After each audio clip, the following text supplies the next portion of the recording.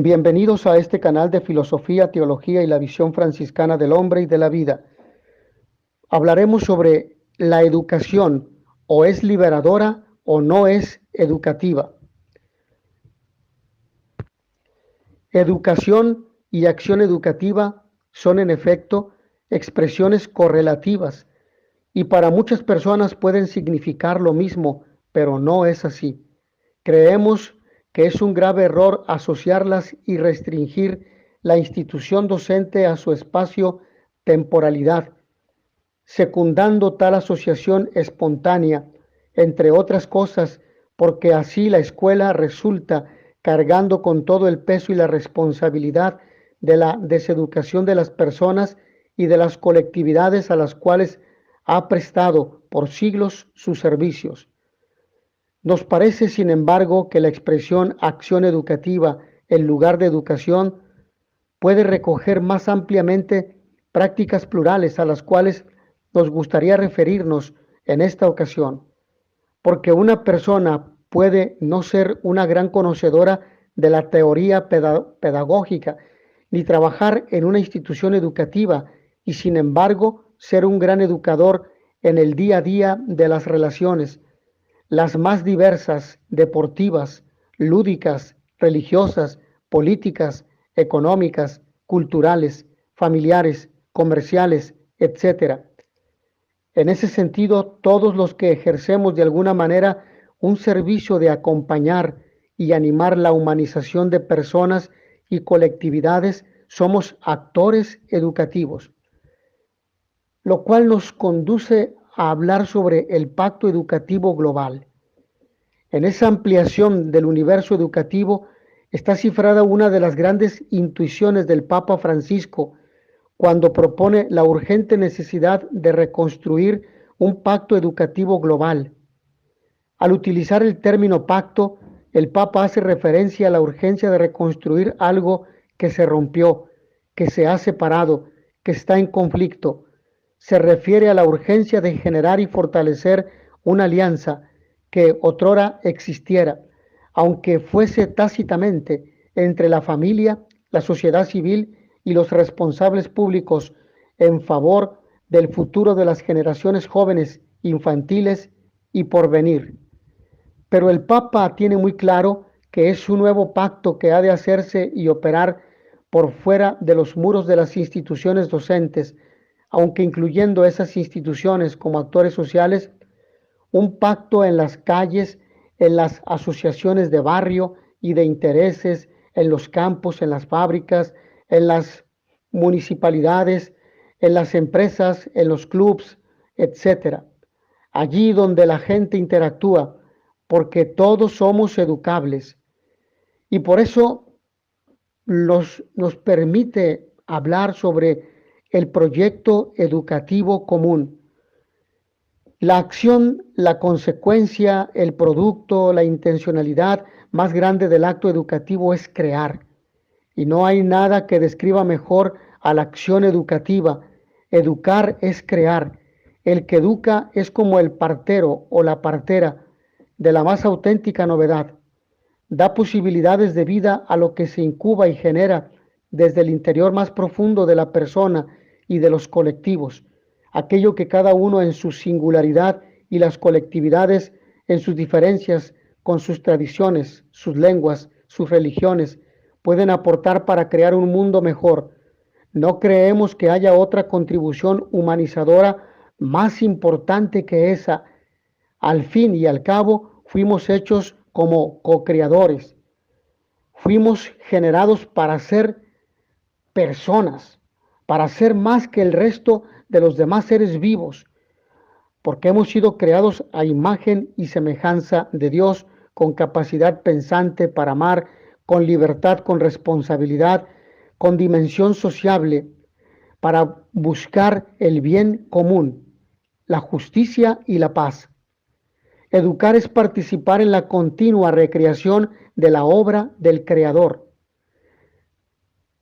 San Francisco de Asís, en la carta al hermano León, establece algunos principios importantes que se pueden considerar en un proceso educativo. el respeto por el otro, la libertad que está orientada a la búsqueda de la realización de la voluntad de Dios. Cuando le dice al hermano León, actúa con libertad, pero siempre buscando hacer la libertad del Señor.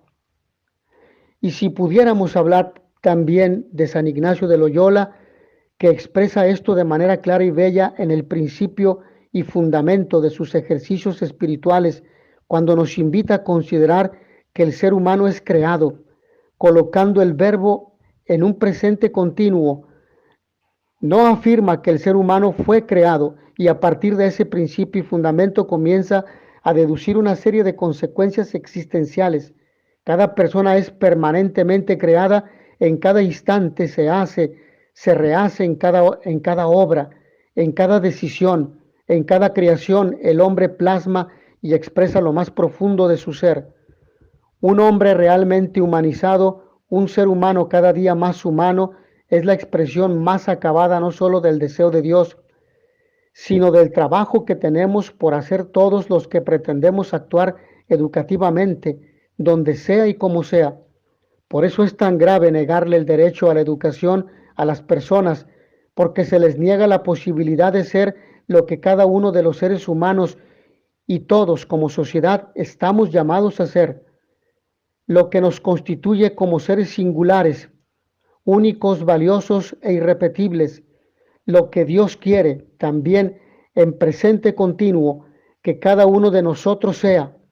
Yo soy, lo que decía el Señor en el libro del Éxodo, en el capítulo 3, versículo 14b, quiere que el ser humano sea. Y por lo mismo podemos hablar de una ciudadanía global. Este término que se ha ido implantando cada vez con más visibilidad en el discurso de las propuestas pedagógicas de nuestras instituciones merece una reflexión más profunda. No podemos contentarnos con educar a los que tenemos ahora dentro de nuestros links, de nuestros enlaces, de nuestras páginas en nuestras universidades y colegios, de nuestros encuentros en Zoom o en Google Meet o dentro de nuestros salones de clase para hacer de ellos pretendidos ciudadanos globales por el hecho de gozar de un tipo de educación que les abre a posibilidades lingüísticas, formativas, políticas, económicas, culturales, de movilidad humana, etcétera, de las cuales el resto de la población no podría en modo alguno gozar. Tener como perspectiva de la acción educativa la ciudadanía global no es principalmente un asunto pedagógico de la acción educativa que estamos llamados a realizar, sino un asunto ético y político que cuestiona los fundamentos antropológicos y sociológicos en los que se inscribe e inserta la institucionalidad educativa actual.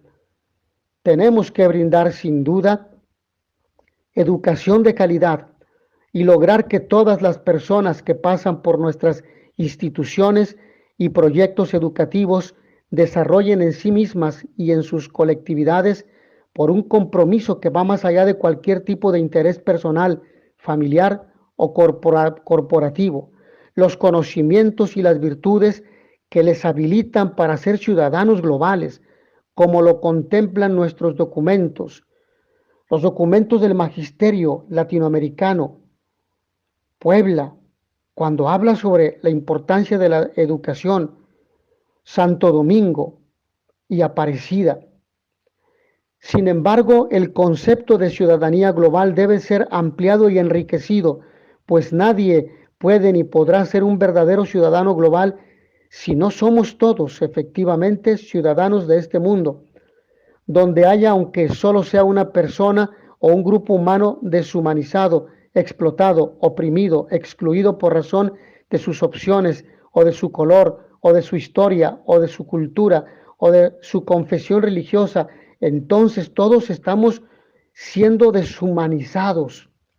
Por eso creemos que esta poderosa noción de ciudadanía global debe cambiar de campo de aplicación para trabajar con el fin de que todos los hombres y mujeres tengan derechos, tengan voz, se les escuche, para demostrar que sí nos comprometemos a trabajar para que todos los seres humanos tengan participación y puedan ejercer su derecho a construir las sociedades que, según sus culturas, quieren, esperan y añoran. De otra manera, esa noción movilizadora corre el riesgo de ser secuestrada por una praxis que reproduce aquello que dice combatir, la exclusión y con ella la violencia, y un discurso autojustificativo y vacío. Y por lo mismo podemos hablar sobre el mundo en nuestra escuela. Uno de los primeros discípulos de San Ignacio, el padre Jerónimo Nadal, en 1561 resume la misión de los jesuitas con la expresión el mundo es nuestra casa. Pero ya en el siglo XIII, San Francisco también había aventajado esta expresión. Ya nos la había presentado. El mundo es nuestro claustro. Esto significa que la fraternidad no solamente será entre los hermanos de profesión que emiten los votos de pobreza, obediencia y castidad y que viven bajo la vida y regla del seráfico Padre San Francisco, sino que esta fraternidad debe también de testimoniarse y vivirse en el mundo con todas las demás personas. Ahora bien, tornando a esta perspectiva del padre Jerónimo Nadal, parafraseándolo, podríamos decir hoy que el mundo es la escuela y la escuela es el mundo, algo plenamente en línea con lo que dice el Papa Francisco cuando insiste en ser una iglesia en salida, fuera de las sacristías, fuera de los claustros, de los muros, del campus institucional. Nos invita así a desarrollar en todas nuestras actividades una acción educativa cada vez más consciente, crítica, inteligente, creativa, en donde el mundo sea escuela. Una escuela que debe abrirse fuera del edificio, que debe ampliarse convocando a otras personas de diferentes edades a estudiar idiomas, arte, literatura y sobre todo a que se enriquezcan con el sentido de humanización del cual el mundo actual carece. El centro educativo, por grande o pequeño que sea, debe ser siempre consciente no solo de que su institucionalidad es tan solo una ayuda, un eslabón, una gota de agua en la sucesión de acciones o interacciones educativas que una persona o una colectividad desarrolla en su día a día, sino también de que su acción educativa tiene por objeto y por misión la transformación de la realidad en la que se inscribe su propio ser. Por eso una escuela que se repite y que no se critica y autotransforma no es de fiar. El desafío es inmenso y no siempre se logra porque la endogamia institucional es muy poderosa y no siempre es consciente de esto. Se trata de hacer de la acción educativa una práctica también institucionalizada, en donde el centro está fuera. El centro educativo es una pieza fundamental, sin duda, pero muy frágil de la humanización de la sociedad. Por eso, y para retomar otra de las instituciones, de las intuiciones del Papa Francisco, necesitamos la acción educativa y también la escuela, en las calles, sin muros, sin ventanas, sin protecciones, desprotegida de la realidad. Eso es muy desafiante porque mueve el piso, corre el tapete, hace preguntas, interroga las prácticas, cambia los planes. Necesitamos una acción educativa, tanto institucional como informal, que mantenga clara su prioridad fundamental, la humanización de la persona y de las sociedades, por encima de cualquier tipo de interés corporativo, político, económico o ideológico. Que viva abierta la realidad de la sociedad en que se instala, con sus potencialidades y con sus desafíos y sus vacíos. Una escuela que se ocupe de transformar sociedades, conglomerados, culturas, y que lo haga de la mano con otras personas que también desarrollan acciones socioeducativas, tanto o igualmente válidas como las que ella misma, la escuela, realiza, empezando por las gentes más cercanas a los educandos. Por eso, Uno de los desafíos fundamentales de cualquier acción o proyecto educativo es generar un modelo institucional verdaderamente revolucionario, creativo, dúctil, flexible, adaptable, autocrítico, permanentemente recreado, un espacio y un tiempo en metanoia permanente, abierto siempre en salida hacia la realidad de un mundo que es la principal escuela y que por lo tanto integre su labor pedagógica en diálogo, concertación y alianza con todos los actores de la humanización de las personas y de las comunidades, los padres de familia, no menos que los actores políticos, los profesores, no menos que los actores lúdicos o estéticos, las bibliotecas y las redes sociales y tantos otros. Por lo mismo, podemos decir o hablar de el mundo no es bueno si no es bueno para todos.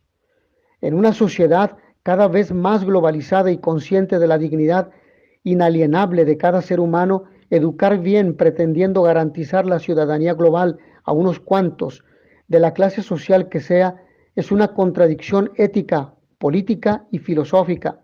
De ahí nace esta preocupación fundamental por el trabajo conjunto desde todas las redes y todas las perspectivas, en la más amplia alianza posible, interna y externa, en favor del derecho universal a educación de calidad que impulsa el Pacto Educativo Global. En la Conferencia Episcopal Latinoamericana precisamente se ha venido promoviendo esto, que la educación promocione la dignidad de la persona y la formación integral del ser humano. El sueño por el que estamos trabajando y al que dedicamos energías es que junto con muchos otros desde dentro y fuera de la iglesia misma, nos hagamos cargo de que la educación de calidad sea un derecho humano reconocido para todas las personas de todo el mundo, reconocido no solo en las intenciones y declaraciones, sino actualizado, efectivo, verificable, que nadie se quede sin poder gozar efectivo y realmente del derecho a una educación de calidad. Lo que pretendemos es que todos los servicios apostólicos en la iglesia, en todas las órdenes religiosas, en las congregaciones que se dedican a la educación, franciscanos, dominicos, jesuitas, etcétera, sean instituciones dedicadas al ejercicio pedagógico institucional o no, como por ejemplo proyectos radiales, misiones indígenas, no solamente proyectos radiales, hablamos también de proyectos de medios de comunicación social, trabajos con migrantes, casas de ejercicios, parroquias, centros de investigación y promoción social, etcétera. Se comprometen a trabajar con otros muchos dentro y fuera de la iglesia, de las diversas congregaciones y órdenes religiosas dedicadas a la educación, por el derecho universal a la educación de calidad. En la iglesia, en todo el mundo, en la iglesia católica, existen 1869 universidades. Y deseo añadir que lo hagan motivados y orientados por la amplia red educativa de América Latina, cada uno en su condición particular, con su experiencia y sus instrumentos precisos. Para ello necesitamos una verdadera renovación de la mente, lo que dice San Pablo en la carta a los Romanos en el capítulo 12, versículo 2, de manera que seamos capaces de abrirnos a trabajar con otras instituciones, con otras comunidades, con otras órdenes religiosas, otras redes, otros sectores, con otras congregaciones, con la educación pública y sus representantes, con otras iglesias, con todos los actores sociales, privados y públicos que sean sujetos de acciones educativas. Mis hermanos, agradezco a todos ustedes su amable atención en esta breve exposición sobre educación. Que el Señor los bendiga y les dé la paz. Nos vemos en la siguiente sesión. In notitia veritatis proficere, pax et bonum.